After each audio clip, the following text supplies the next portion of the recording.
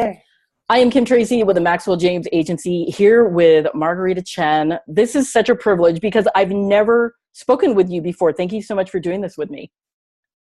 Thank you so much, Kim. I'm excited to be here with you. So you guys, she is the CEO of Blue Ocean Global Wealth. This is an amazing company. You operate with strategic partners in many, many different countries. I want you to tell the viewers a little bit about the organization. So Blue Ocean Global Wealth, we are a registered investment advisory firm based in Rockville, Maryland, which is right outside of Washington, D.C. And essentially what we do is we help every client gain clarity, confidence, and control over their financial lives. So this is a great topic. We are at the beginning of 2018, and we're talking about what is it like to be financially fit? And something that I've been posting about you, you make a tough topic palatable. You actually make it enjoyable.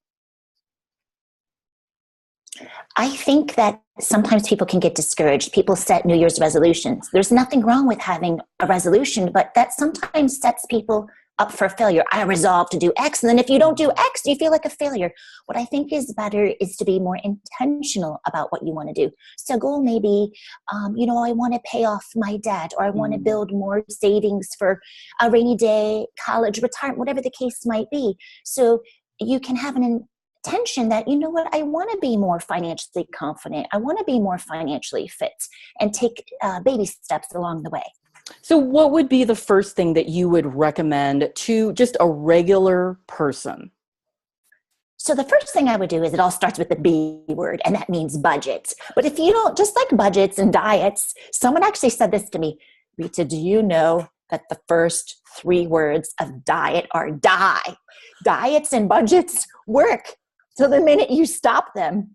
So with that in mind, I don't like to say the word budget. Let's use a corporate finance term for purposes of this discussion. It's about cash flow management. It's about managing our cash flow. So it all starts with taking a look at what you have coming in. That's your income. And then your outflow. Those are your expenses. And if it's negative, that's okay. Remember, we're just writing it down. We're just taking inventory. And then you look for adjustments. So it's not me telling people, you know what, you really need to stop Starbucks, or don't get your hair done. Do you really need those manicures? It's seeking first to understand what those priorities are.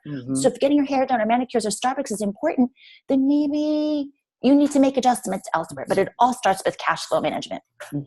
Now, you are also a mom of 3. I want people to know this because you have a very different perspective. And also your kids span a lot of years in terms of the distance between them. So what have you learned as a mom of not only a 22-year-old, but your youngest is 12?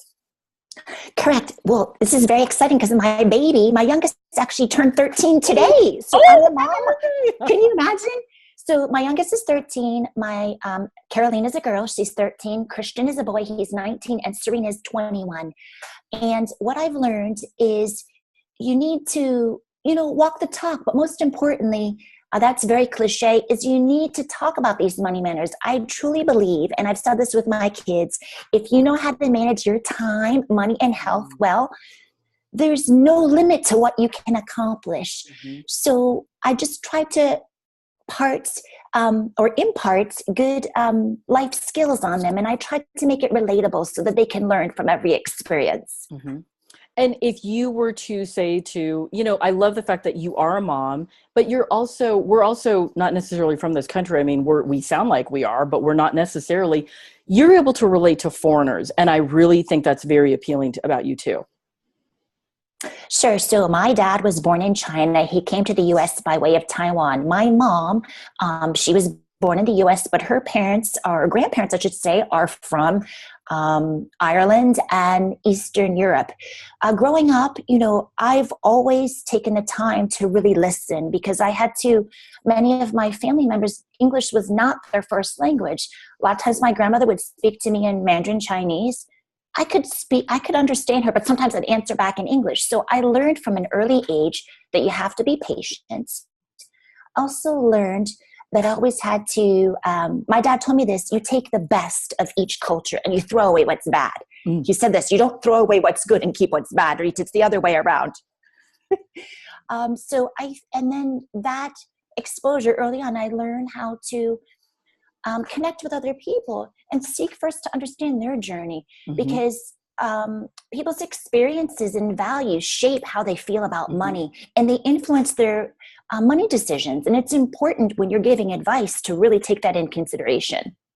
Perfect. Thank you so much for doing this quick interview with me. If you would like to bring Rita in for one of her amazing keynotes, workshops, or seminars, contact me through maxwelljames.net. Thank you so much.